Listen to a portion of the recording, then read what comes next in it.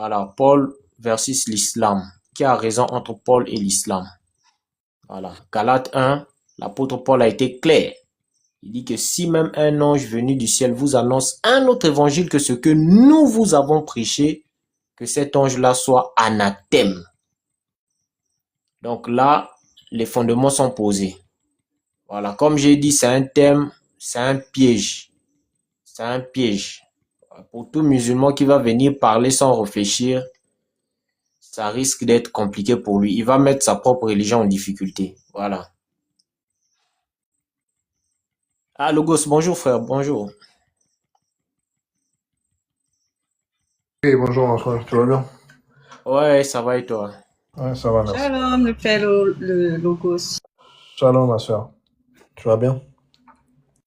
Très bien, merci. Ouais, Logos, qu'est-ce que tu as à dire sur le thème? Vas-y, frère. Non, mais Paul, c'est un envoyé d'Allah. Ça commence bien.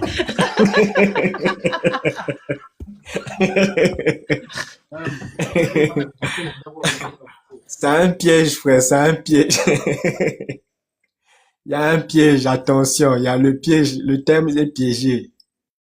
C'est une mine. Vous connaissez les mines des champs? Voilà, c'est dissimulé, c'est très calme.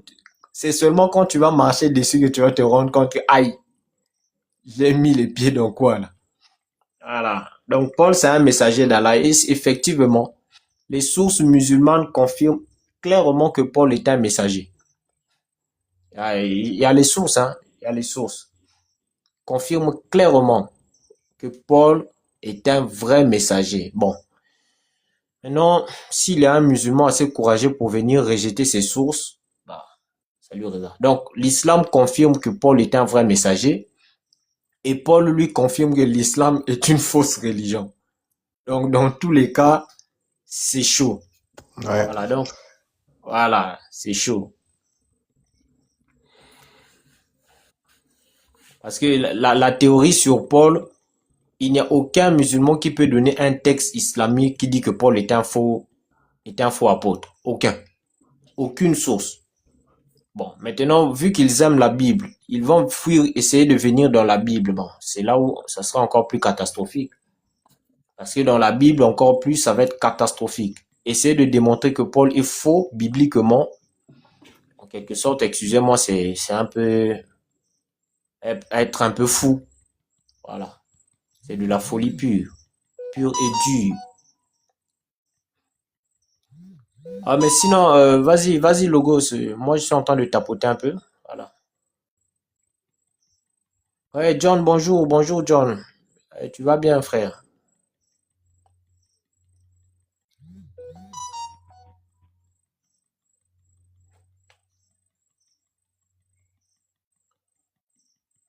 Ouais, faites monter, hein. Je tapote là, donc. Fiscates, bonjour.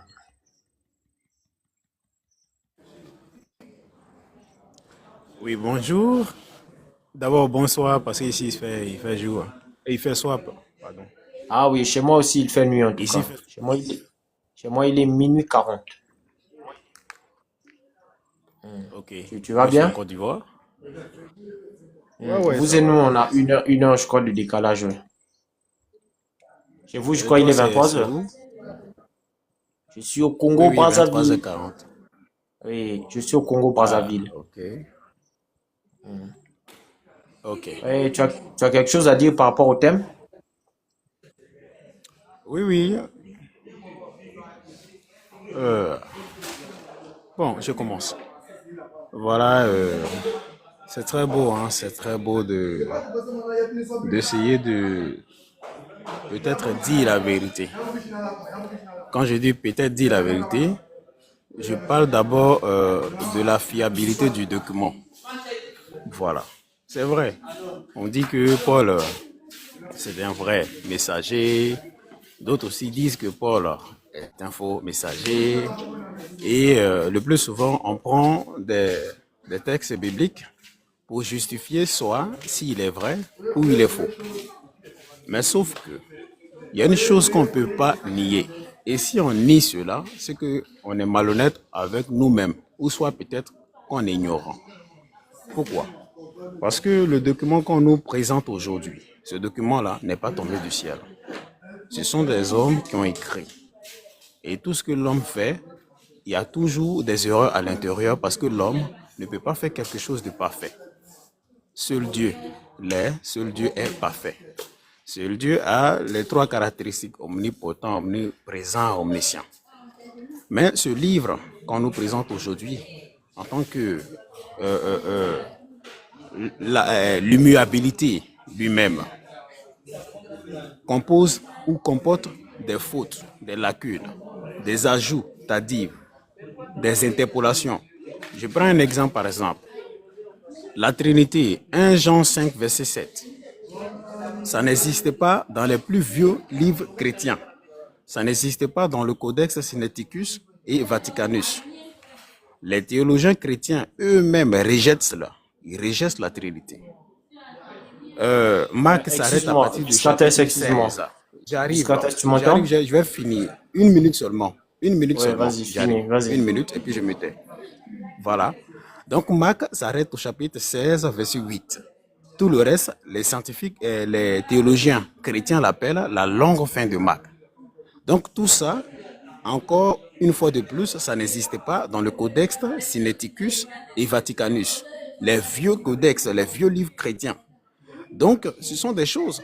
Si tout de suite on vient nous dire, Paul vient parler, tout ça, mais pourquoi nous on doit croire en cela, sachant qu'il y a eu des interpolations dans ce document-là?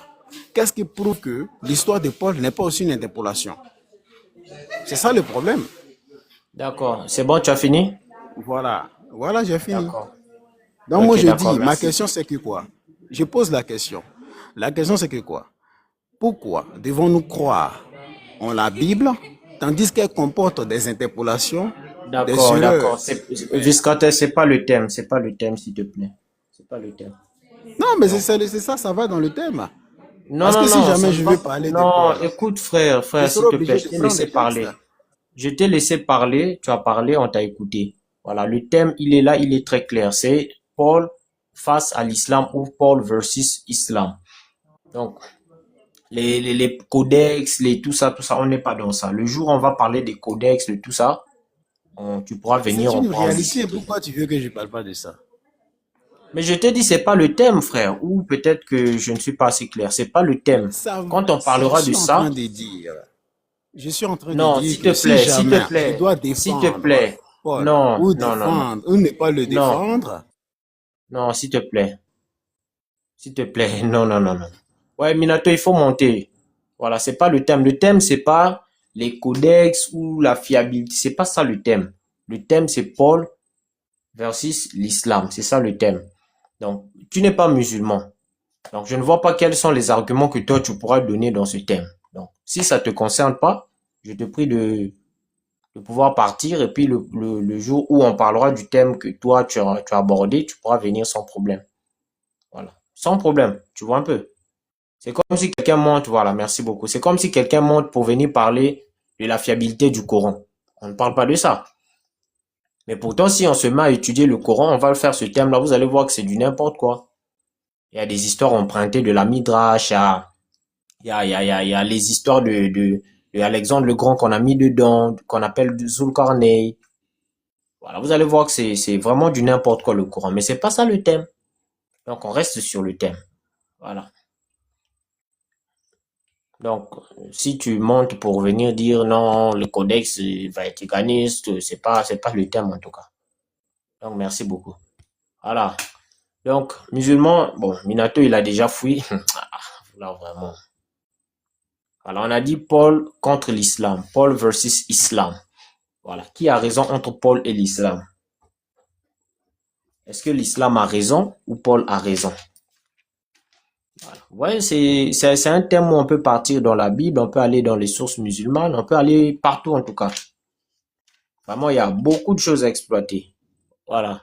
Je lis et ensuite, Logos, tu prends la parole. Galates 1, 8 à 9. Écoutez bien.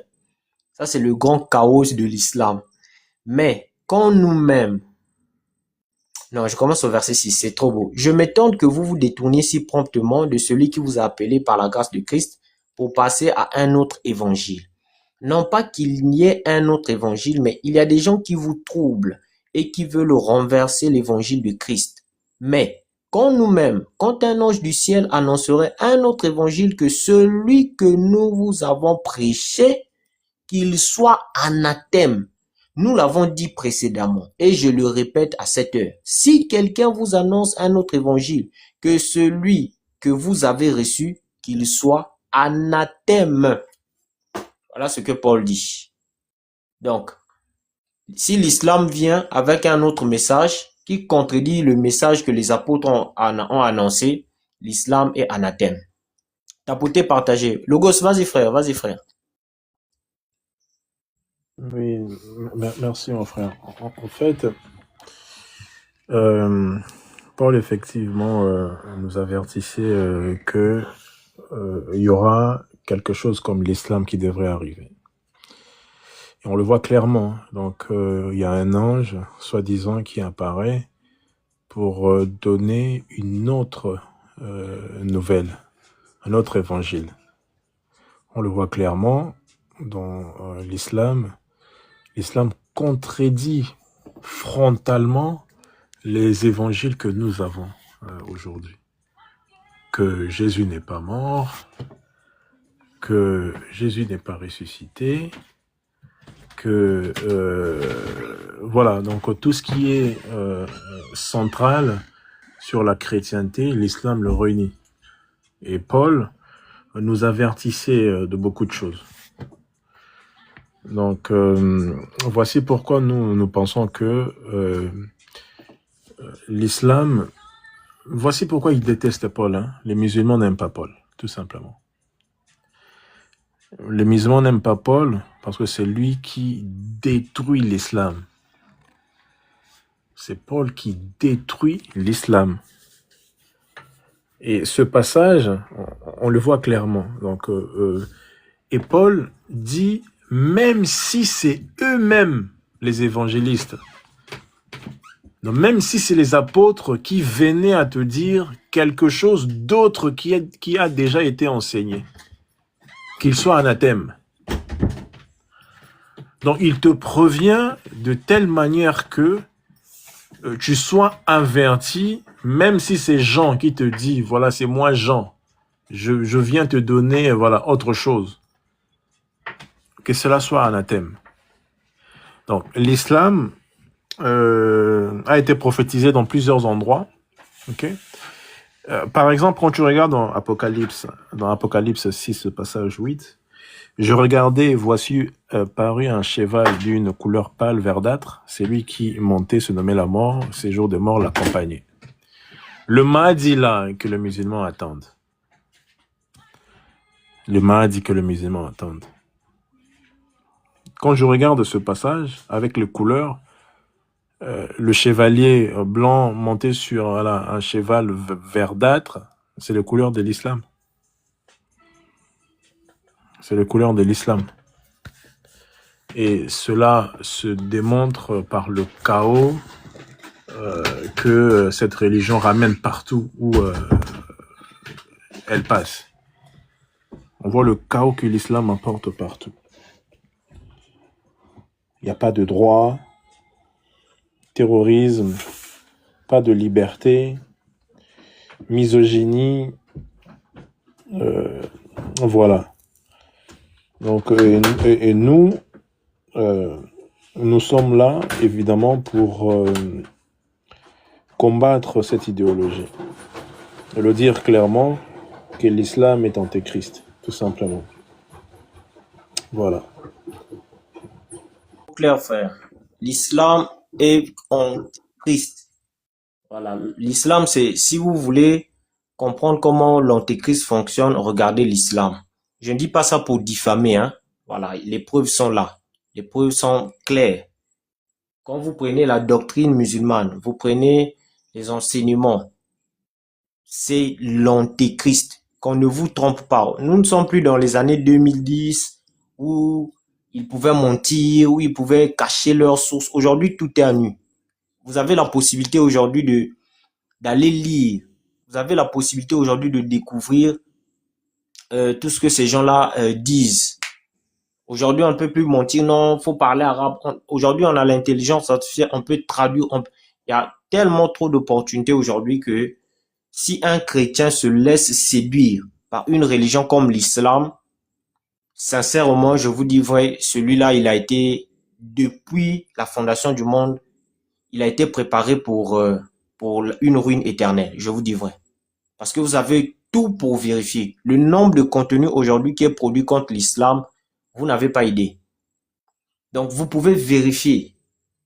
Vous pouvez très bien vérifier l'islam avant peut-être de vous y engager, tout ça, tout ça, tout ça. Donc, vous ne pouvez pas vous laisser séduire. Voilà. Je vais lire la 10, Bukhari numéro 3. Bukhari 3. Comme j'ai dit, pour les musulmans, c'est un piège. Voilà. Celui qui viendra pour essayer de mettre sa bouche sans réfléchir, ça va être terrible pour lui. Voilà. Naokimi, bonjour.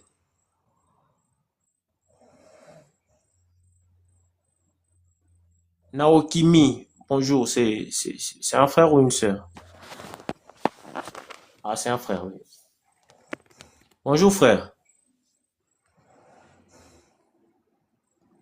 Est-ce qu'il m'entend? Naokimi, bonjour.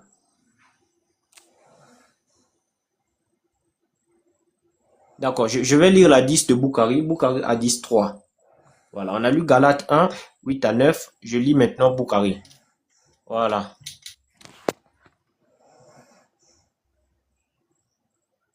Oui, oui, Juan, la sourate 355 est avec nous encore. Nous serons vainqueurs jusqu'au jour de la résurrection. C'est là où même il y a le piège pour les musulmans.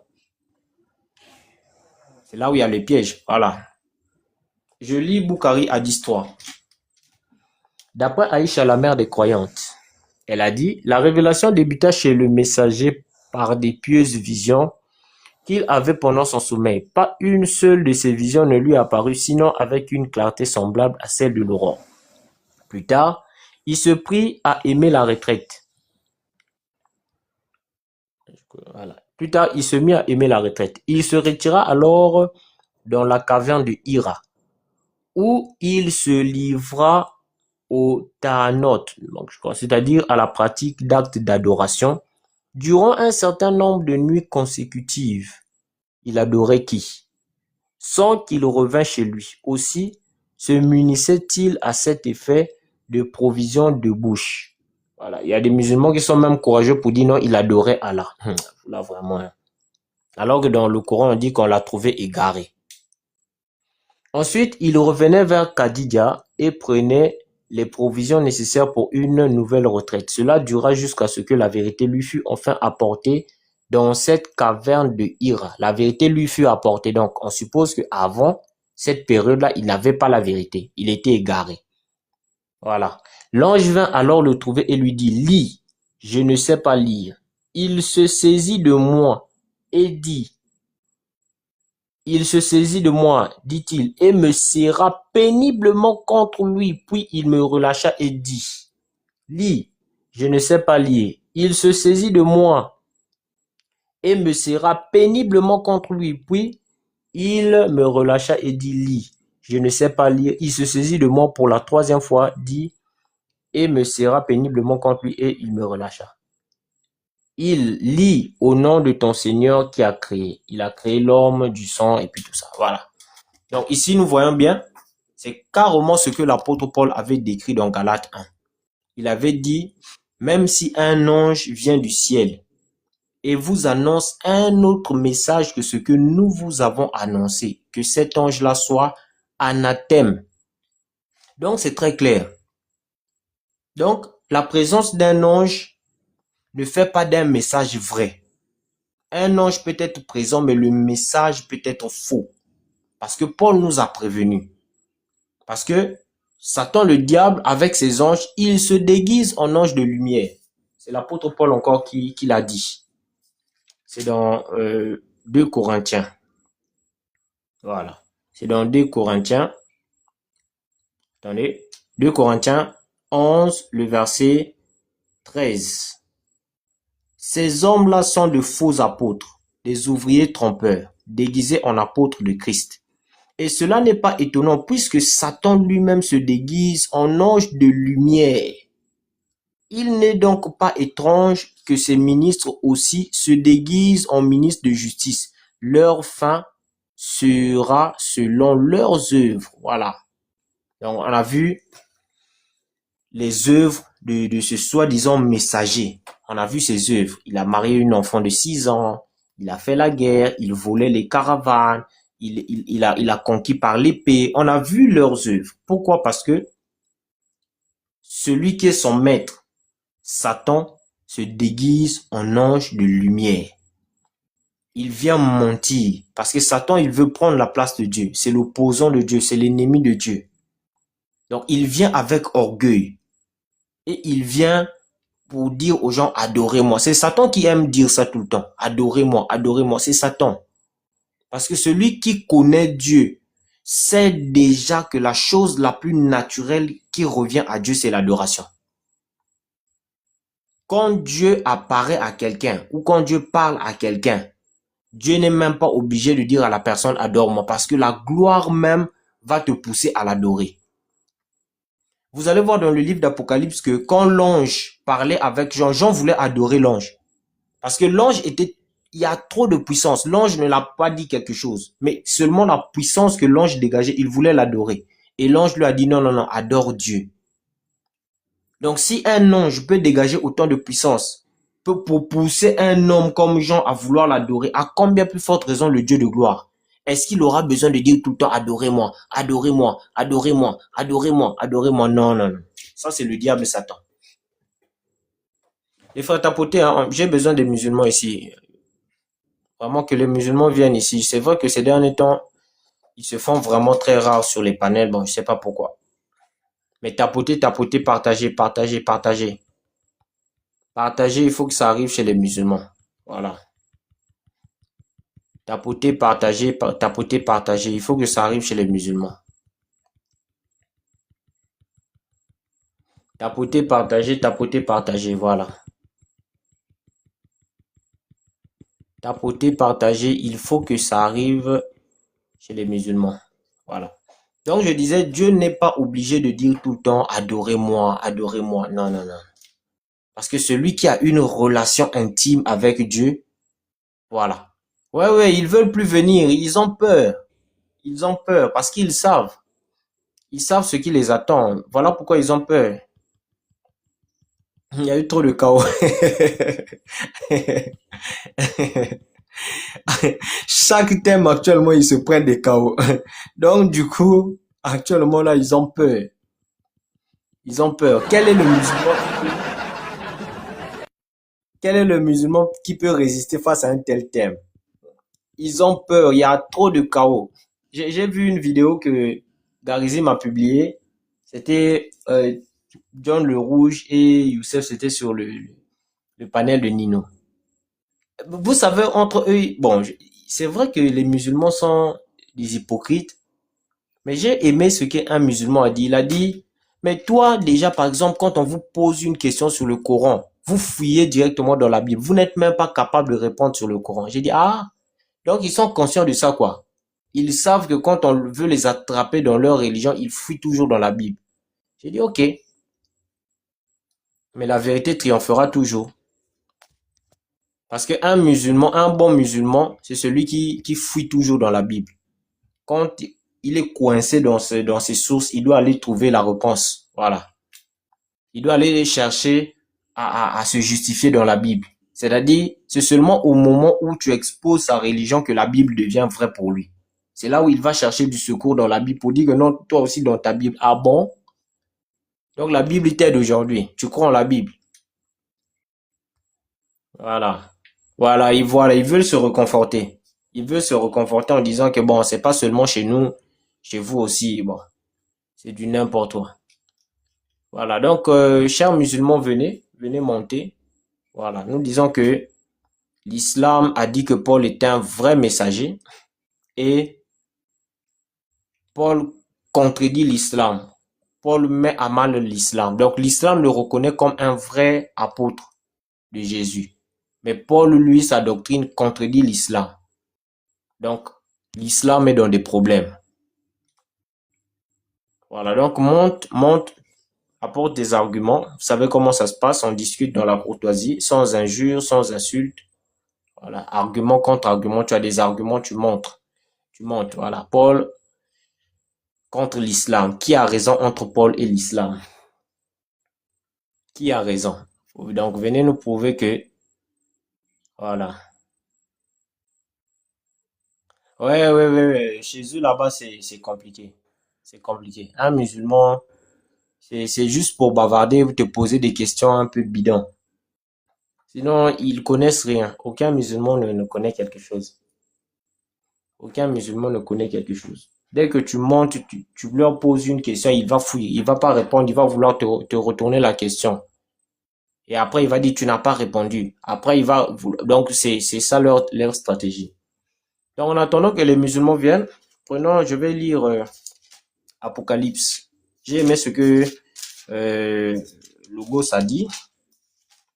Donc, on va prendre Apocalypse 6, le verset 1. Voilà.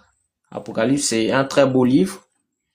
Vraiment que je vous conseille vraiment de lire. Voilà, de lire avec attention parce que c'est vraiment les prophéties qui nous enseignent sur la fin des temps. Et nous allons prendre une prophétie, voilà. Et nous allons toujours exposer les œuvres du diable. Voilà, donc, Apocalypse 6, je prends le verset 1. Je regardais quand l'agneau ouvrit un des 7 sceaux. Donc, on parle de l'agneau qui est notre Seigneur Jésus-Christ. Et j'ai entendu l'un des 4 êtres vivants qui disait comme d'une voix de tonnerre, viens. Je regardais et voici parut un cheval blanc. Celui qui le montait avait un arc. Une couronne lui fut donnée et il partit en vainqueur et pour vaincre. Voilà. Je laisse d'abord le deuxième sceau. Donc, le premier sceau, on dit qu'il y avait un cheval blanc sur lequel il y avait quelqu'un qui avait un arc. Et on lui a donné une couronne. Donc, en quelque sorte, celui qui est sur le cheval blanc, il a reçu la royauté. Mais ne vous trompez pas, il ne s'agit pas du Seigneur Jésus, ne vous y trompez pas. Ce n'est pas le Seigneur Jésus-Christ. Donc, on lui a donné une couronne et il avait un arc et il est parti en vainqueur et pour vaincre.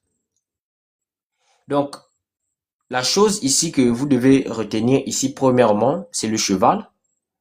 Deuxièmement, les deux choses que celui qui montait le cheval avait. Il avait un arc et il a reçu une couronne. Donc, il a reçu une certaine royauté. Et quand il va pour vaincre et pour triompher. Oui, le cheval blanc. Donc, il a reçu la couronne et il avait un arc. Alors, c'est une prophétie, hein. Apocalypse, c'est une prophétie. Et dans la prophétie, chaque élément a son importance. Parce que la prophétie s'interprète par des signes, c'est-à-dire chaque chose représente une chose. C'est ça la prophétie, parce que Apocalypse, c'est un langage qui est prophétique. Donc ici, là déjà, vous devez savoir que dans les 4 premiers sceaux, on va vous parler des chevaux. Par exemple, le premier sceau, on vous parle du cheval blanc. Le deuxième sceau, on vous parle du cheval roux. Le troisième sceau, on vous parle du cheval qui avait la balance, le cheval noir. Et le quatrième sceau, on vous parle de celui qui était pâle. Donc, les 4 chevaux sont un. C'est pas moi qui le dis, c'est les Écritures qui le disent. Pourquoi je dis que les 4 premiers sceaux, tous ces chevaux-là, représentent un seul cheval? Je vais vous montrer ça dans les Écritures parce que cette prophétie-là ne sort pas du néant. Parce que tous les éléments d'Apocalypse, ce ne sont pas des choses qui tombent du ciel. Ce sont des choses qu'on retrouve déjà dans les Écritures antérieures. Voilà pourquoi vous allez voir Jésus va parler de Balaam, va parler de Jézabel. Jézabel, Balaam, c'est ce qui est déjà écrit dans les Écritures antérieures. Donc maintenant, l'Apocalypse vient maintenant faire quoi? Un résumé en quelque sorte. Donc pour comprendre l'Apocalypse, il faut vraiment avoir une connaissance des écrits des prophètes. Sans ça, vous allez vous casser la gueule. Voilà. Il y a le côté historique qui est là, mais pour bien comprendre, discerner Apocalypse, il faut avoir la connaissance des écrits antérieurs. Alors, vous allez voir une chose, je vais vous montrer la prophétie. je suis dans Exode. Regardez ça. J'ai dit que les 4 chevaux sont un seul cheval. Je prends Exode 15, si je ne me trompe pas. Vous allez voir où la prophétie. Voilà, on tapote en même temps, voilà. Et les musulmans, venez, on va discuter. En attendant, on peut toujours s'échanger des connaissances, voilà. Apocalypse, Exode 15. Attendez. Exode 15, j'ai 2 Bibles, donc j'ai une vieille Bible et une Bible un peu tout ça. Donc quand il faut parler de prophétie, je prends ma vieille Bible parce que c'est là-bas que j'ai des références, voilà. Exode 15, je prends le verset, voilà. Je prends d'abord le verset 1, Exode 15, on dit « Alors Moïse et les enfants d'Israël chantèrent ce cantique à l'Éternel. Ils dirent « Je chanterai à l'Éternel car il a fait éclater sa gloire et il a précipité dans la mer le cheval et son cavalier. » Retenez ça. Exode 15, verset 1, dit que l'Éternel a précipité dans la mer le cheval et son cavalier. Il n'a pas dit les chevaux et leurs cavaliers. C'est-à-dire, dans ce cantique des enfants d'Israël, après la traversée de la mer Rouge, je crois bien, si je ne me trompe pas, si c'est la mer Rouge, voilà. Après la traversée, ils sont en train d'expliquer que malgré qu'il y avait plusieurs chevaux avec Pharaon, malgré qu'il y avait plusieurs cavaliers, tous ces chevaux et tous ces cavaliers-là représentent un seul cheval et un seul cavalier. C'est pas moi qui dis, c'est ce que Exode 15, verset 1 dit. Alors Moïse et les enfants d'Israël chantèrent ce cantique à l'Éternel. Ils dirent, je chanterai à l'Éternel car il a fait éclater sa gloire. Il a précipité dans la mer le cheval et son cavalier. Vous comprenez? Maintenant, vous allez voir le même Exode 15, vous allez voir, il va encore changer de langage. C'est un langage qui est prophétique. Voilà. Comme j'ai dit, la Bible, quand on parle de la prophétie, il faut retourner derrière. Et quand on retourne derrière, il faut vraiment avoir l'œil prophétique pour comprendre un peu comment ça fonctionne. Voilà, donc je continue avec le même Exode. Attendez, voilà. Exode 15, voilà. Le verset 19, je prends le 18. Exode 15, 18. L'Éternel régnera éternellement et à toujours.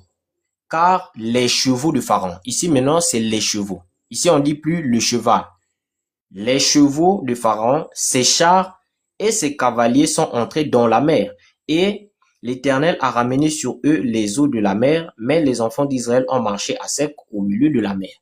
Donc, comme j'ai dit dans Exode 15, verset 1, là-bas il dit, il a précipité dans les eaux le cheval et son cavalier.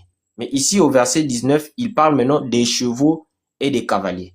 Maintenant, quand on descend encore, le même Exode 15, le verset 20, Marie, la prophétesse, sœur d'Aaron, prit sa main il prit à sa main un tambourin, et toutes les femmes vinrent après elle, avec des tambourins et en dansant. Marie répondait aux enfants d'Israël, chantez à l'Éternel, car il a fait éclater sa gloire, il a précipité dans la mer le cheval et son cavalier. Là, le langage du cheval et de son cavalier revient encore. C'est pour dire quoi? C'est pour dire que tous les chevaux et tous les cavaliers de Pharaon représentent un seul. Donc, il n'y en avait pas plusieurs. Je dis bien ça représente. Ça représente un seul cheval, ça représente un seul cavalier. Or, Pharaon représente l'Antichrist qui combat les élus ou les enfants de Dieu. Quand on parle du cheval et de son cavalier, on parle de l'Antéchrist. J'espère que vous comprenez. Quand on dit le cheval et son cavalier, on parle de l'Antéchrist. Voilà pourquoi les 4 premiers sauts d'Apocalypse, quand on parle des chevaux, le premier saut, il y a un cheval. Le deuxième, il s'agit d'un seul cheval, mais qui se déguise tout simplement. Pourquoi? Parce que nous avons vu dans 2 Corinthiens que nous avons lu que Satan se déguise. Donc, il s'agit tout simplement de l'Antichrist, mais qui change tout simplement de forme. Comme j'ai dit, il ne s'agit pas de Jésus. Le cheval blanc, c'est pas Jésus. C'est pas Jésus. Du premier saut, c'est pas Jésus. Voilà, parce que dans Apocalypse, il y a 2 chevaux blancs avec 2 personnes assises dessus. Le premier, c'est celui d'Apocalypse 6, 1, et le deuxième, c'est celui d'Apocalypse 19. Et le cheval blanc d'Apocalypse 19 représente le retour du Seigneur Jésus-Christ. Mais celui d'Apocalypse 6 représente l'antéchrist. Donc, c'est l'antéchrist dans le premier sceau. Donc, le cheval blanc, avec celui qui est assis dessus, ça représente l'antéchrist. Et quand on dit le cheval et le cavalier, c'est pas pour croire que c'est peut-être une seule personne. Ça représente plusieurs personnes. Je vais donner les écritures. Parce que, ici dans Exode 15, il y avait plusieurs chevaux et plusieurs cavaliers, mais la prophétesse, dans l'esprit de prophétie, on l'a identifié comme étant un seul cheval et un seul cavalier.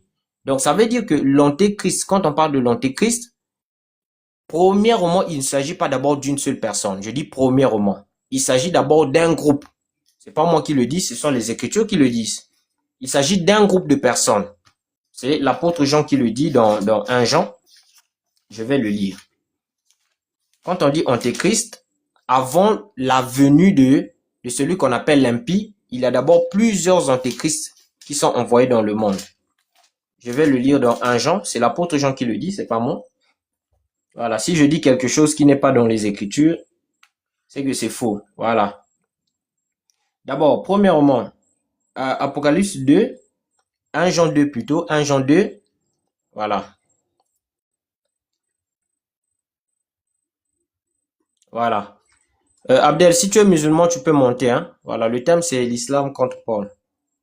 Voilà, tu peux monter et puis on va discuter sans problème. Donc, 1 Jean 2, le verset 18 d'abord. On dit, petit enfant, c'est la dernière heure. Et comme vous avez appris qu'un antéchrist vient, donc il annonce un antéchrist. Il dit d'abord, il y a un antéchrist qui doit venir. Ensuite, il dit, il y a maintenant plusieurs antéchrists. Par là, nous connaissons que c'est la dernière heure. Ils sont sortis du milieu de nous. Donc, l'apôtre Jean est en train d'expliquer déjà que de leur temps, il y avait déjà des antéchrists. Et il y en avait même qui se disaient être des chrétiens parce qu'il dit, ils sont sortis du milieu de nous. Mais ils n'étaient pas des nôtres, car s'ils eussent été des nôtres, ils seraient demeurés avec nous. Mais cela est arrivé afin qu'il fût manifeste que tous ne sont pas des nôtres. Donc, dès leur époque, dès l'époque des premiers apôtres, il y avait déjà des antéchrists. Mais tous ces antéchrists-là ont pour objectif de préparer le monde à la venue de l'antéchrist. C'est comme ça que la prophétie fonctionne. Donc, il y a plusieurs antéchrists. Et nous allons comprendre qu'est-ce qui qualifie quelqu'un d'antéchrist avec les Écritures. Donc, comme j'ai dit, Exode 15 nous montre déjà que quand on parle de plusieurs chevaux et de plusieurs cavaliers, on l'identifie à un.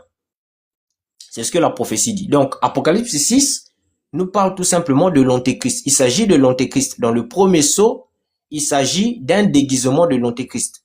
Le deuxième sceau, il s'agit d'un autre déguisement de l'antéchrist. Le troisième sceau, il s'agit aussi d'un autre déguisement de l'antéchrist. Et le quatrième sceau aussi, il s'agit d'un autre déguisement. Parce que les 4 premiers sceaux nous parlent des chevaux. J'espère que vous me comprenez. Voilà, donc on nous parle des déguisements de l'antéchrist. Maintenant, vu que nous avons vu qu'il y a plusieurs antéchrists, qu'est-ce qui caractérise l'antéchrist ou qu'est-ce qui caractérise les antichrists? C'est là où nous allons retourner. Je dis, je ne raisonne pas avec les Écritures. Là, je suis dans ma casquette apostolique. Parce que là, c'est la prophétie. Voilà, donc, Apocalypse, je retourne dans Apocalypse 6, on dit, je regardais et voici parut un cheval blanc, celui qui le montait avait un arc. Je vais vous expliquer l'arc avec les Écritures. Une couronne lui fut donnée, on va expliquer la couronne, et il partit en vainqueur et pour vaincre. Donc, j'ai dit que il a reçu la royauté, on lui a donné une couronne, parce que la couronne, c'est la royauté. Et il partit pour vaincre, donc il doit vaincre. Nous allons voir comment est-ce qu'il va vaincre. Est-ce qu'il doit vaincre avec les armes? Parce que l'arc ici, c'est pas une arme que vous allez vous imaginer, c'est une arme physique. Non, non, non, il y a une signification dans la prophétie. Et on va voir ça. Donc, on va prendre Jérémie 9. Voilà. Donc, j'espère que vous avez retenu tous les Écritures que nous avons lues. Nous avons pris Exode pour expliquer que quand on parle du cheval, il s'agit de l'antéchrist ou de l'ennemi. Voilà. Parce que le cheval qui a été précipité dans la mer, c'est l'ennemi. L'ennemi des enfants de Dieu, du peuple élu. Donc, parce que tout ce que Israël a eu à vivre, c'était des images pour l'Église du Seigneur Jésus-Christ aujourd'hui. De la captivité jusqu'à l'arrivée en terre promise. Ce sont des enseignements qui sont aussi prophétiques. Voilà. Parce que Israël a eu, je crois, 40 campements, hein. Je crois bien. 40 campements dans le désert. Parce que toute leur marche dans le désert, Moïse a écrit. Dieu avait dit à Moïse d'écrire. Pourquoi écrire leur marche si ce n'est pas important? C'est important parce que ça nous donne des enseignements aujourd'hui. Regardez, je suis dans Jérémie 9, parce qu'on a dit qu'il a l'arc. Donc, celui qui vient, le premier saut, le cheval blanc, il a un arc. Et l'arc veut dire quoi? Regardez, je prends Jérémie 9. Voilà, 40 ans dans le désert, c'est vraiment très prophétique. Parce qu'ils ont fait 38 ans à tourner autour de Kadès Barnéa. Voilà, ils ont fait 2 ans de marche et puis 38 ans à tourner autour de la montagne de Kadès Barnéa pour que tous ceux qui étaient sortis d'Égypte puissent mourir. Voilà pourquoi vous allez voir que Jésus aussi, quand il vient, dans Jean 5, il a guéri un homme qui avait fait 38 ans de maladie. Voilà pourquoi nous disons que Jésus est Dieu. Parce que Israël a fait 38 ans pour tourner autour d'une montagne avant de rentrer dans la terre promise. Quand Jésus vient, dans Jean 5, il vient retrouver un paralytique qui avait fait 38 ans de maladie. Et il a guéri l'homme. Parce que cet homme de Jean 5, c'était une image d'Israël. Voilà. Donc, Jérémie 5, je prends le verset 7. Jérémie 9 plutôt. Jérémie 9, le verset 7. Je vais lire.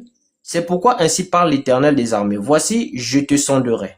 Je les éprouverai, car comment agir à l'égard de la fille de mon peuple? Verset 8. Leur langue est un trait meurtrier. Écoutez bien. Leur langue est un trait meurtrier. Quand on parle du trait, on parle de la flèche. Et Dieu est en train de dire que la flèche, c'est la langue. Ensuite, on dit, ils ne disent que des mensonges. Donc, la langue sert soit à lancer le mensonge ou soit à lancer la vérité. Donc, quelqu'un peut utiliser sa langue soit pour lancer une parole de vérité qui devient une flèche, soit pour lancer une parole de mensonge. C'est pas moi, c'est Jérémie qui le dit. Leur langue est un trait meurtrier. Ils ne disent que des mensonges. De la bouche, ils parlent de paix à leur prochain. Ça vous rappelle quelque chose? La religion de paix et d'amour. Voilà. De la bouche, ils parlent de paix à leur prochain et au fond du cœur, ils lui dressent des pièges. Voilà. Attendez, voilà, je remonte au verset 3. Le verset 3 encore, on nous dit, ils ont la langue tendue comme un arc et lancent le mensonge. Ce n'est pas par la vérité qu'ils sont puissants dans le pays, car ils vont de méchanceté en méchanceté et ils ne me connaissent pas, dit l'Éternel. Et au verset 8, leur langue est un trait meurtrier, ils ne disent que des mensonges. De la bouche, ils parlent de paix à leur prochain et au fond du cœur, ils lui dressent des pièges. Donc, ici, au verset 3 de Jérémie 9 et le verset 8, Dieu est en train d'expliquer que quand on parle de l'arc, on parle de la langue. Donc, la langue, c'est l'arc. Et la langue a pour objectif de lancer des flèches. Et ces flèches-là, c'est soit le mensonge ou soit la vérité. Et vous allez voir que dans Apocalypse, le premier cheval qui est sorti, celui qui montait, il avait l'arc. L'arc là-bas, ça représente quoi? Ça représente la langue. Qui lance quoi? Qui lance le mensonge.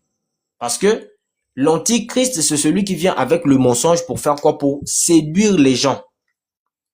Donc, dans sa bouche, vous allez écouter, il va dire, non, il y a la paix, c'est la religion de paix et d'amour. Non, Jésus n'est pas mort. Il est en train d'utiliser l'arc pour lancer des mensonges. Donc, l'arc représente le mensonge. L'arc représente le faux enseignement. Quand quelqu'un donne des faux enseignements, qu'il enseigne des fausses doctrines, il est en train d'utiliser l'arc pour mentir et pour séduire. Donc, déjà, Apocalypse 6, le premier saut, j'ai dit que les quatre premiers sauts, les 4 chevaux des 4 premiers sauts, c'est un seul cheval, mais qui se déguise, c'est-à-dire il change tout simplement de forme pour bien séduire. Donc le premier saut, le cheval blanc, celui qui le monte avait l'arc. L'arc, c'est quoi? C'est le mensonge. Donc il a le mensonge et il va aller pour faire quoi? Pour séduire. Voilà pourquoi on dit, on va lui donner une couronne, on va expliquer, et il va partir en vainqueur et pour vaincre. Il va vaincre avec quoi? Avec le mensonge. Parce que au commencement, dans le jardin, le diable est venu vaincre avec quoi? Avec le mensonge. Voilà pourquoi dans Jean 8, Jésus a dit que le diable est le père du mensonge et il ne se tient pas dans la vérité. Quand il parle de son propre fond. Et qu'est-ce que le diable fait? Il séduit avec des faux enseignements. Il ment. Il est là en train de mentir. Voilà pourquoi vous allez voir que quand vous allez prendre les religions aujourd'hui, voilà pourquoi nous, chrétiens, nous ne sommes pas une religion. Voilà, parce que nous nous sommes basés sur la parole et le sceau du Saint-Esprit. Nous sommes conduits par le Saint-Esprit. Nous n'avons pas des dogmes que nous répétons à longueur de journée. C'est l'Esprit de Dieu qui nous conduit. Si l'Esprit de Dieu te dit arrête-toi, prie, tu t'arrêtes, tu pries. Si l'Esprit de Dieu t'instruit, jeûne pendant 6 jours, tu jeûnes pendant 6 jours. Si l'Esprit de Dieu t'instruit, ces jours-ci, fais ça, tu le fais. Pourquoi? Parce que tu es conduit par l'Esprit. Donc, le cheval blanc, qui représente l'Antéchrist, il va aller dans le monde. Il vient avec le mensonge. Maintenant, comme j'ai dit, que quand on dit cheval blanc, celui qui le monte, il ne s'agit pas d'un cheval que toi tu vas imaginer. Non. Non, hein, non. Faut pas avoir cette vue-là sur les écritures prophétiques. Non. Parce que dans les écritures prophétiques, les animaux peuvent, les hommes peuvent prendre l'image des animaux. Les hommes peuvent prendre l'image des arbres. Les hommes peuvent prendre l'image des eaux. Les hommes peuvent prendre l'image des pierres. Donc, dans l'écriture prophétique, Dieu peut donner à l'homme des images. C'est comme ça que Dieu travaille dans l'écriture prophétique. Voilà pourquoi vous allez voir que quand vous prenez Ézéchiel, je crois Ézéchiel 17, là-bas, on va vous parler du roi de Babylone comme un aigle. On va dire que l'aigle est venu. Mais l'aigle, là-bas, c'est pas un animal, non, c'est le roi de Babylone qui représente Nebuchadnezzar. Et il va dire que non, il est venu prendre un rameau d'olivier. Le rameau d'olivier représente le roi de Juda. Donc, dans le langage prophétique, Dieu peut utiliser les hommes avec des images d'animaux. C'est comme ça que Dieu fonctionne. Dieu peut utiliser des hommes avec des images des arbres. Si vous prenez Juge 9, on va vous dire que les hommes là-bas, c'est des arbres. On vous dit que les arbres sont partis pour aller oindre un roi. Mais nous savons que les arbres ne peuvent pas bouger, ne peuvent pas se marcher. Mais là-bas, les arbres prennent l'image des personnes. C'est comme ça. Jésus lui-même, quand il est arrivé, il nous a fait comprendre cela dans Marc. On dit que Jésus a trouvé un aveugle. Il le prit par la main et le fit sortir du village. Il toucha ses yeux et lui dit, que vois-tu? L'homme a dit, je vois des hommes comme des arbres qui marchent. Je vois des hommes, mais comme des arbres qui marchent. Donc, dans l'écriture prophétique, les animaux représentent les hommes, les arbres représentent les hommes, les pierres représentent les hommes. Jésus a dit que si vous ne chantez pas, Dieu peut susciter à Abraham des pierres. Voilà, voilà. Dans Ézéchiel 17, il y a Pharaon qui est l'aigle et il y a aussi Nebuchadnezzar qui est l'aigle. Voilà, c'est ça. Voilà, c'est ça en fait, Ézéchiel 17. Voilà. Donc, comme j'ai dit, l'écriture prophétique, c'est pas à prendre de façon littérale. Si tu prends l'écriture prophétique de façon littérale, tu vas manquer. Voilà pourquoi vous allez voir qu'il y a beaucoup d'interprétations farfelues aujourd'hui. Des interprétations non-sens. Parce que les gens veulent prendre des choses de façon littérale. Non, non, non, non. La prophétie ne marche pas comme ça. Donc, quand on dit le cheval, avec celui qui monte, qui a un arc, c'est pas un cheval. Non, faut pas chercher le cheval. Non, non, non, non, non. Parce que le cheval et le cavalier représentent les hommes. Je vais vous le montrer avec les Écritures. Ce sont des hommes. Tout simplement. Parce que Dieu utilise des hommes pour se manifester sur la terre ou pour accomplir ses desseins sur la terre. Et qu'est-ce que l'ennemi fait? Le diable aussi utilise les hommes. Vous n'allez jamais voir le diable descendre comme on vous met des dessins avec des cornes. Non, hein, c'est faux. Parce que Jésus, quand il est arrivé, il a dit aux pharisiens, vous êtes les fils du diable. Ça veut pas dire que le diable est allé avoir des relations S avec les mamans pour les accoucher, non. C'est-à-dire, l'esprit qui les anime, là, c'est l'esprit du diable. Donc, quand on dit les antichrists, ce sont des hommes, c'est pas des chevaux, c'est des hommes. Mais ces hommes-là ont quel esprit? Ils ont l'esprit de l'antéchrist. Pour venir égarer, ils viennent avec l'arc qui est le mensonge pour égarer les gens. Donc, le cheval blanc avec celui qui monte, c'est un ensemble de personnes. Ce sont les antéchrists qui viennent avec le mensonge. C'est-à-dire toutes les fausses doctrines qui existent sur la terre. Voilà pourquoi il y a 3 formes de doctrine. Il y a la doctrine de Christ, il y a la doctrine des démons et il y a la doctrine des hommes. La doctrine de Christ, c'est ce que nous confessons, Jésus est mort et ressuscité, ce que les apôtres ont prêché. C'est celle-là qui sauve, d'après 2 Jean 1, verset 9. Il dit quiconque vient à vous et quiconque va loin, voilà, 2 Jean 1, verset 9. Il dit quiconque va loin et ne demeure pas dans la doctrine de Christ. Attendez, on va le lire. Pour ne pas que je cite mal le verset. Voilà. 2 Jean 1, verset 9. Quiconque va plus loin et ne demeure pas dans la doctrine de Christ n'a point Dieu. Celui qui demeure dans cette doctrine a le Père et le Fils. Donc, si quelqu'un, quel que soit le nombre d'années qu'il a fait, soi-disant dans la foi, s'il ne demeure pas dans la doctrine de Christ, il n'a pas Dieu. Il n'a pas Dieu. Il n'y a pas de compromis. Non, ça fait tant de temps, il se dit chrétien. Mais s'il n'est pas dans la doctrine de Christ, c'est pas le problème de Dieu. Parce que Dieu, c'est sa doctrine. C'est la doctrine de Christ sur la terre. La doctrine qui a été prêchée par les apôtres. Jésus est mort et ressuscité. Nous sommes sous la grâce. Nous devons recevoir le Saint-Esprit. D'abord, nous devons être baptisés. Nous devons recevoir le Saint-Esprit. Ensuite, nous devons marcher dans la foi. Ensuite, il y a l'enlèvement c'est ça qui est la doctrine de Christ. Donc, sans ça, il n'y a rien. Maintenant, à part la doctrine de Christ, il y a aussi ce qu'on appelle la doctrine des démons. Ça existe. La doctrine des démons. Pourquoi? Parce qu'ils veulent égarer plusieurs personnes. Parce qu'ils savent que eux, leur demeure, c'est l'enfer. Qu'est-ce qu'il faut faire? Il faut séduire plusieurs. Il faut mentir plusieurs pour que ceux-là aussi les suivent en enfer. C'est ça la doctrine des démons. Et ensuite, il y a la doctrine des hommes. C'est-à-dire, il y a des hommes, il fait un songe, il se réveille, bon, il est devenu prophète. Il fait un songe, il se réveille comme ça, bon, lui aussi, il commence une soi-disant église. Ça ne fonctionne pas comme ça, je suis désolé. Donc, il y a aussi cette doctrine-là, la doctrine des hommes. Et tout ça là, ça contribue à ce qu'on appelle la manifestation de l'antéchrist. Donc, et la doctrine des démons et la doctrine des hommes contribuent à ce qu'on appelle l'antéchrist. C'est ce qu'on appelle l'antéchrist. Donc, le cheval blanc et celui qui monte, c'est pas un cheval, ce sont des hommes. C'est l'ensemble des hommes qui enseignent le mensonge.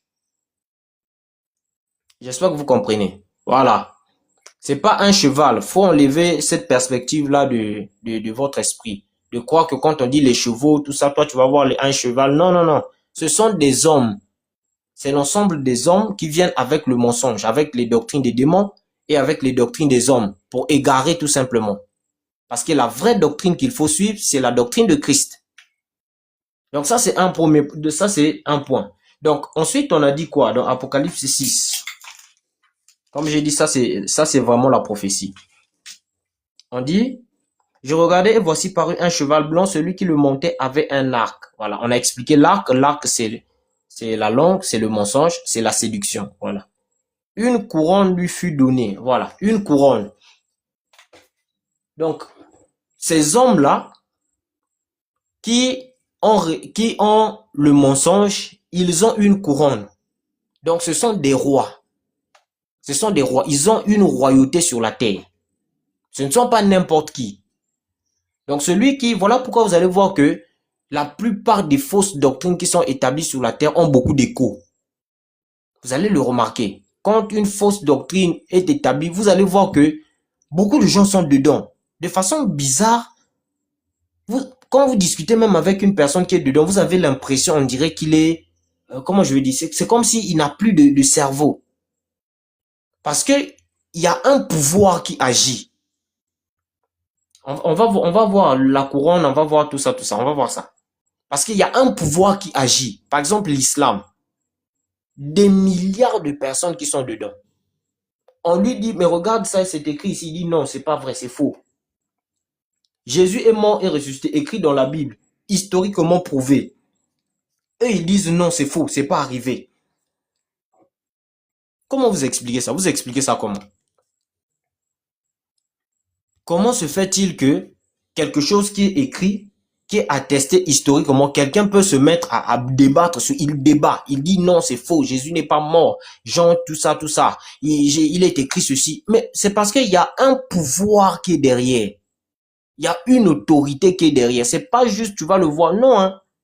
Voilà pourquoi l'interreligieux, si tu n'es pas en communion avec Dieu, c'est dangereux.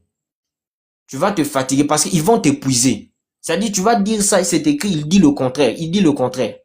Parce qu'il y a un pouvoir qui est derrière, qui agit derrière ces doctrines-là. Il y a la couronne, il y a la royauté, pour séduire. Maintenant, vous allez voir, regardez.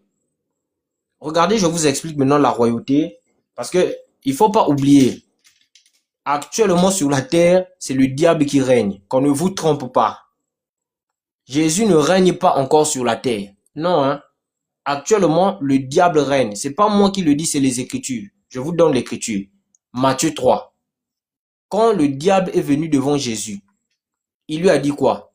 Il lui a montré tous les royaumes de la terre. Et il a dit, si tu te prosternes devant moi, je vais te donner ces royaumes. Si il dit ça, c'est qu'il a autorité sur les royaumes. C'est-à-dire, actuellement, celui qui règne dans les nations, dans les royaumes, c'est le diable Satan. C'est les Écritures. C'est ce que Jésus n'a pas dit, non, tu as menti, c'est pas toi qui as le règne. Non. Jésus lui a tout simplement dit, tu adoreras le Seigneur, ton Dieu seul. Mais le diable règne actuellement sur la terre parce que le temps du règne de Jésus n'est pas encore établi sur la terre. C'est au retour, c'est à son retour qu'il va établir son règne sur la terre. C'est pas moi. Apocalypse 11 le dit. Dans Apocalypse 11, on te dit que le royaume du monde est remis à son Christ. Ça, c'est lors de son retour. Mais actuellement, nous sommes ici, étant chrétiens, nous sommes la lumière du monde. Nous avons l'Esprit de Dieu. Mais le diable règne. C'est pas moi, je vais lire. Attendez, 1 Jean, c'est l'apôtre Jean qui le dit. Attendez, je vais vous le lire. Je vais lire ça. Regardez, c'est l'apôtre Jean qui le dit. Il a dit voilà. Attendez. Là où il dit, le verset dit, nous savons que le monde entier est sous la puissance du malin. C'est l'apôtre Jean qui le dit. Dans 1 Jean. Attendez, je retrouve le verset. Hein, je retrouve le verset. C'est pour que vous compreniez que actuellement le monde est sous la domination de Satan. Mais dans ce même monde, il y a des enfants de Dieu qui ont le Saint-Esprit que Dieu préserve. Voilà pourquoi sur la terre, nous allons avoir beaucoup d'épreuves. Pourquoi les épreuves? Mais parce que nous sommes sur un territoire ennemi. Nous sommes des étrangers. Pourquoi est-ce qu'on dit nous sommes étrangers et voyageurs? C'est parce que c'est pas notre territoire actuellement. Ça appartient à l'ennemi. Donc nous sommes actuellement en pleine bataille sur la terre, sur un territoire ennemi. Et un chrétien qui ignore ça, c'est dangereux pour lui dans ce monde. Il risquerait de renoncer à la foi parce que il y a des moments où les épreuves deviennent tellement difficiles que c'est pas facile à surmonter. Voilà. Attendez, c'est l'apôtre Jean qui le dit. Nous savons que le monde est sous la puissance du malin. Ouais, attendez.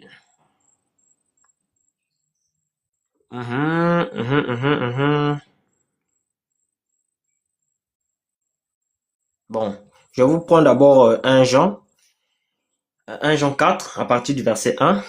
Voilà, on va expliquer les rois. J'ai déjà dit, les rois, c'est pas seulement les présidents. Quand on dit la couronne, c'est pas seulement pour les présidents de la terre. Non, non, non. Je vais vous expliquer ça. Voilà, 1 Jean 4, 1. Bien-aimés, n'ajoutez pas foi à tout esprit, mais éprouvez les esprits pour voir s'ils sont de Dieu. Car plusieurs faux prophètes sont venus dans le monde, comme Mahomet. Reconnaissez à ceci l'Esprit de Dieu. Tout esprit qui confesse Jésus-Christ venu en chair est de Dieu. Donc les kémites, par exemple Médusa et sa bande, qui disent que Jésus n'a jamais existé, eux aussi ils sont à classer dans le couloir des antéchrists. Voilà pourquoi nous avons dit que le mensonge, c'est ça le diable. Et tout esprit qui ne confesse pas Jésus n'est pas de Dieu. C'est celui de l'antéchrist dont vous avez appris la venue et qui maintenant est déjà dans le monde. Donc l'esprit de l'antéchrist est déjà dans le monde. Voilà pourquoi dans Apocalypse 1, dans Apocalypse 6, le premier sceau, on a déjà libéré. Il est déjà là. Donc c'est pas que non, il va d'abord, non, l'homme qui sera l'antéchrist n'est pas encore là, mais l'esprit de l'antéchrist est déjà là. Donc il travaille déjà, il emmène déjà l'égarement. Il y a déjà des fausses doctrines qu'il est en train d'emmener partout. Voilà. Attendez. Ah, je cherche le verset. Oh, excusez-moi.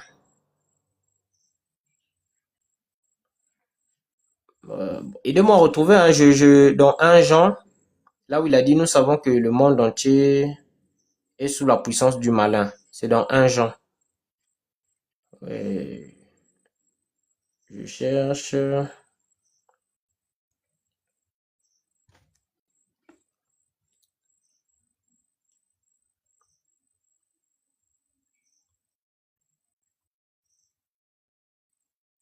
Bon, vous pouvez retrouver ça dans Jean. Oh, c'est l'apôtre Jean qui l'a dit. Bon, je retrouve pas le verset. Mais il a dit dans 1 Jean, il dit que nous savons que le monde entier est sous la puissance. 1 Jean 5, 19. Ah, ok, attendez que je retrouve. Voilà. Ah, merci beaucoup, Juan. Oh, merci. Merci en tout cas. Voilà. C'est l'apôtre, il dit ça, 1 Jean 5, 19. Il dit, nous savons que nous sommes de Dieu et que le monde entier est sous la puissance du malin. Voilà. Nous sommes de Dieu. Mais le monde dans lequel nous sommes en train de vivre est sous la puissance du malin. Donc ça veut dire que celui qui règne sur la terre actuellement, c'est pas Christ. C'est le diable qui règne. Mais dans ce monde de ténèbres, il y a les enfants de lumière sur lesquels Christ veille. Ce sont des étrangers. Pourquoi est-ce qu'on dit qu'on est étranger? Parce que c'est pas notre territoire actuellement. C'est le territoire de l'ennemi. Mais quand le Seigneur reviendra, il va établir son règne et maintenant, ça sera maintenant à nous. Parce que dans Matthieu 5, Jésus-Christ dit, heureux les débonnaires, car ils hériteront la terre. Donc, les héritiers de la terre, c'est nous les enfants de lumière. Mais actuellement, on n'a pas encore hérité parce que le monde est sous la puissance du malin. Mais quand il reviendra, quand on reviendra avec lui, il va établir son règne sur la terre et nous allons maintenant régner. Donc, nous allons avoir pour héritage la terre. Ça, c'est la prophétie. Voilà. Donc, on a dit que le cheval et celui qui le monte, ça représente les hommes. Ce sont des hommes. C'est pas un cheval, tu vas voir, non. Ce sont des hommes qui viennent avec des fausses doctrines pour séduire. Maintenant, on a dit, on lui a donné une couronne. Maintenant, regardez. On va voir ça. Actes. Prenons le livre de Actes. Pourquoi la couronne? Parce que la couronne, c'est la royauté. Donc, c'est le pouvoir, c'est la puissance que le diable exerce actuellement. Je vais vous lire ça dans Actes. Attendez. Acte 5. Ok. Non, Acte 4. Voilà. Acte 4. Le verset 20. Je commence au verset 24. Voilà. Acte 4, verset 24. Et c'est une prophétie qui sort de Psaume 2. Voilà. Donc, je vais aussi positionner Psaume 2. Acte 4. Attendez. Acte 4. Vous prenez à partir du verset 24. Acte 4, à partir du verset 24. Voilà. Nous sommes dans la prophétie. Bon, des fois, quand il n'y a pas de musulmans comme ça, on s'exhorte entre nous, c'est pas mauvais.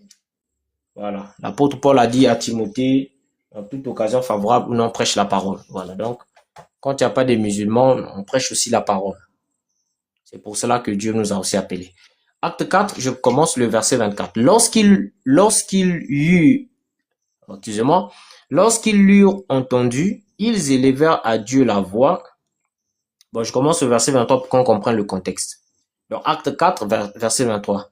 Après avoir été relâchés, ils allèrent vers les leurs et racontèrent tout ce que les principaux sacrificateurs et les anciens leur avaient dit. Lorsqu'ils l'eurent entendu, ils élevèrent à Dieu la voix tous ensemble et dirent, Seigneur, toi qui as fait le ciel, la terre, la mer et tout ce qui s'y trouve, c'est toi qui as dit, par le Saint-Esprit, par la bouche de notre Père, ton serviteur David, pourquoi ce tumulte parmi les nations et ces vaines pensées parmi les peuples? C'est Psaume 2. Pourquoi ce tumulte parmi les nations? Un tumulte, c'est un bruit. Et pourquoi ces vaines pensées parmi les peuples? Donc, dans les nations, il y a un tumulte actuellement et il y a des vaines pensées. Donc, des choses de néant, des choses qui n'ont pas de sens. Quelqu'un se réveille et dit non, Dieu n'a jamais existé. Il va faire des débats. Non, si Dieu a existé, pourquoi il y a des catastrophes? Ce sont des vaines pensées. C'était déjà prophétisé. C'est des vaines pensées. Non, si Dieu existe, pourquoi il y a des malheurs? Si Dieu existe, pourquoi ceci? Dieu n'existe pas. Il fait des théories, il crée des théories à gauche, à droite. Ce sont des vaines pensées parmi les peuples. C'est un tumulte parmi les nations. Et il y en a plein aujourd'hui. Les kémites, les musulmans, les quoi encore? Bon, toutes les fausses doctrines que vous connaissez, voilà. Pour ne pas choquer les gens. Je ne veux pas tout citer, sinon c'est pas bon. Le verset, voilà, les athées, les tout ça. Les déistes, quelqu'un, il croit en un Dieu, il connaît pas, bon, c'est de la folie. Ce sont des vaines pensées. Il croit seulement qu'il y a un Dieu, mais il le connaît pas, bon, il cherche des théories, il est à gauche et à droite, il veut, voilà, il y a des Raéliens, non, il y a des extraterrestres qui sont descendus. Oh là là, c'est pas vrai. Verset 26, écoutez bien. Les rois de la terre se sont soulevés et les princes se sont ligués contre le Seigneur et contre son oint. Écoutez bien, les rois de la terre se sont soulevés et les princes se sont ligués contre le Seigneur et contre son oint. Le oint ici, c'est qui? C'est le Seigneur Jésus-Christ. Premièrement, mais deuxièmement aussi, vous allez voir, ça va aussi prendre une autre image. Le oint ici, c'est le Seigneur Jésus. Et ici, on dit que les rois de la terre. Or, nous savons que Jésus, il a marché à Israël. Est-ce que tous les rois de la terre s'étaient levés contre Jésus? Non. Je dis bien de façon littérale. Non, non, non. Pas du tout. Tous les rois de la terre ne s'étaient pas levés contre Jésus. Mais ici, quand on dit les rois de la terre, il ne s'agit pas des rois ou des présidents. Non, non, non. Il s'agit de tous ceux qui ont reçu une autorité sur la terre. C'est ce que ça veut dire. Par exemple, Jésus, il avait affaire aux pharisiens. Les pharisiens représentent les rois de la terre. Parce que nous aussi, étant les enfants de Dieu, nous sommes des rois. C'est pas moi qui le dis, c'est la promesse d'Abraham. Dans Genèse 17, on a dit à Abraham que de toi sortira des rois. Et les rois dont on fait la promesse à Abraham, c'est nous aujourd'hui. Galates 3 dit que celui qui a la foi en Christ, il devient de la postérité d'Abraham. Donc, il devient un roi. Donc, quand on parle de la royauté, c'est pas d'abord dans le sens de quelqu'un qui peut-être dirige une nation. Non, hein. Il s'agit de celui qui a un pouvoir sur la terre. Celui qui a un pouvoir de prendre une décision sur la terre. On l'appelle un roi de la terre. J'espère que vous comprenez. Les rois de la terre se sont soulevés et les princes se sont ligués contre le Seigneur et contre son oint. Verset 27. Écoutez, maintenant, il va citer les rois. En effet, contre ton saint serviteur Jésus, que tu as oint, Hérode et Ponce Pilate se sont ligués dans cette ville avec les nations et avec les peuples d'Israël. Donc, tous ceux qui ont combattu Jésus, c'était des rois de la terre. Les pharisiens, les scribes, les sadducéens, tous ceux qui ont combattu Jésus, c'était les rois. Donc, dans Apocalypse, quand on dit qu'on a donné une couronne, ça veut dire que ce sont des rois. C'est-à-dire c'est des gens qui sur la terre vont avoir une certaine autorité. Quand on dit autorité, c'est-à-dire leurs enseignements, leurs fausses doctrines va avoir de l'impact sur la terre. Ça va avoir vraiment, ça va résonner parce qu'il va y avoir un tumulte dans les nations. Ça va vraiment résonner dans les nations. Les gens, c'est-à-dire les gens vont accourir dedans. Les gens vont embrasser ça facilement. alors que c'est la séduction, c'est la tromperie. Donc, verset 28, pour faire tout ce que ta main et ton conseil avaient arrêté d'avance. Voilà. Donc, toute la vie de Jésus, c'était prévu d'avance. Verset 29, et maintenant, Seigneur, vois leurs menaces et donne à tes serviteurs d'annoncer ta parole avec une pleine assurance, en étendant ta main pour qu'ils se fassent des guérisons, des miracles et des prodiges par le nom de ton saint serviteur Jésus. Voilà pourquoi un chrétien doit aussi désirer les miracles. Voilà. Une vie chrétienne sans miracle, c'est aussi un peu bizarre, parce que les miracles ne sont pas encore passés. Le temps des miracles, si les apôtres ont dit qu'il va y avoir des miracles, nous étant dans la doctrine, la même doctrine que les apôtres, nous croyons aussi que les miracles nous accompagnent. Donc la vie d'un enfant de Dieu, il y a des moments où tu dois expérimenter des miracles, tu dois expérimenter des guérisons. Tu dois être capable aussi de prier pour des gens et les gens guérissent. C'est la vie d'un enfant de Dieu. C'est comme ça que les apôtres ont fonctionné et c'est comme ça que nous aussi nous devons continuer à fonctionner jusqu'au retour du Seigneur. Voilà, donc quand ils eurent prié, le lieu où ils étaient assemblés trembla et ils furent tous remplis du Saint-Esprit et ils annonçaient la parole de Dieu avec assurance. Voilà. Donc on dit, la multitude de ceux qui avaient cru n'était qu'un cœur et qu'une âme. Nul ne disait que ses biens lui appartinssent en propre, mais tout était commun entre eux. Voilà. Voilà. Donc je vous ai montré que les rois de la terre ici, c'est ceux qui ont combattu Jésus, c'est-à-dire tout celui qui combat Christ, qui combat le oint, c'est un roi de la terre. Donc voilà pourquoi dans Apocalypse, le cheval, on lui a donné une couronne, c'est-à-dire on lui a donné une certaine autorité pour exercer. Voilà pourquoi vous allez voir que, bizarrement, le mensonge attrape facilement les gens, qu'on se dise la vérité. Quand le mensonge est là, les gens sont beaucoup plus attirés par le mensonge parce que c'est facile, c'est beau, c'est bien embelli. Ça paraît trop simple. On te dit que Jésus est venu mourir pour tes péchés. Accepte-le, tu vas vivre. Tu préfères te compliquer la vie en disant non, personne ne peut mourir pour mes péchés. Bon, tu te compliques la vie pour rien. Tu te compliques la vie pour rien. Quelqu'un vient se donner pour toi. Accepte-le seulement par la foi. Tu auras la vie éternelle. Toi, tu dis non, tu ne veux pas ça. Moi, je dois faire mes efforts. Bon. Après, on te dit qu'on va encore peser tes œuvres.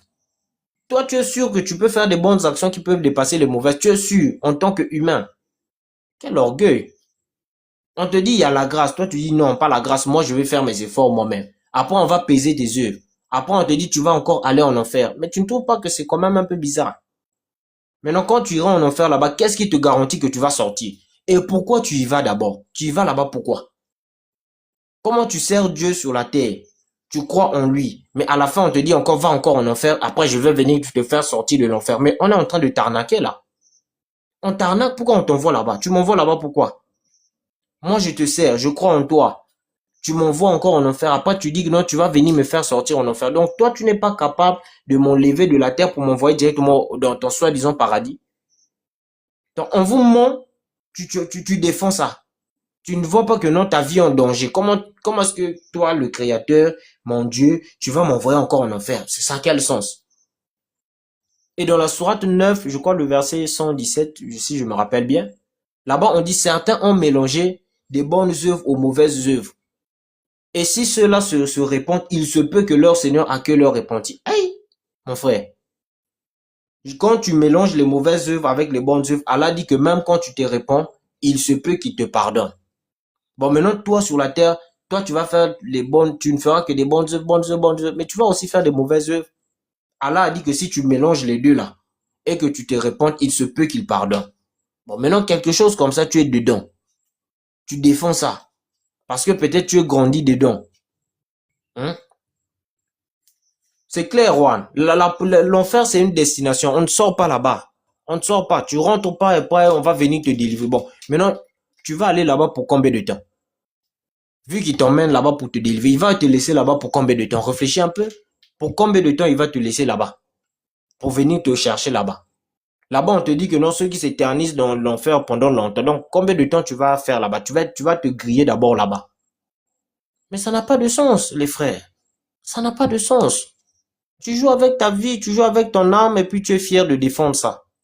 Tu défends ça. Non. À un moment, il faut réfléchir. Réfléchis un peu, reste tranquille, assieds-toi, dis-toi, mais c'est quoi ça? Qu'est-ce qui se passe? Ça, c'est pas une arnaque, on veut m'arnaquer là. Comment se fait-il qu'on va d'abord m'envoyer en enfer, on va me faire sortir, bah. Après, il va peser mes actions encore. On dit même que quand tu es sur le pont Sirat, tu vas passer par rapport dépendant tes bonnes œuvres. Ah, mon frère. Maintenant, si les mauvaises œuvres dépassent les bonnes œuvres, bon, tu fais comment? Sur le pont Sirat, tu vas faire comment? Donc, tu vas être lourd comme une pierre, mais tu vas tomber. Et puis, on dit que c'est un pont qui est fin comme un cheveu. Hey!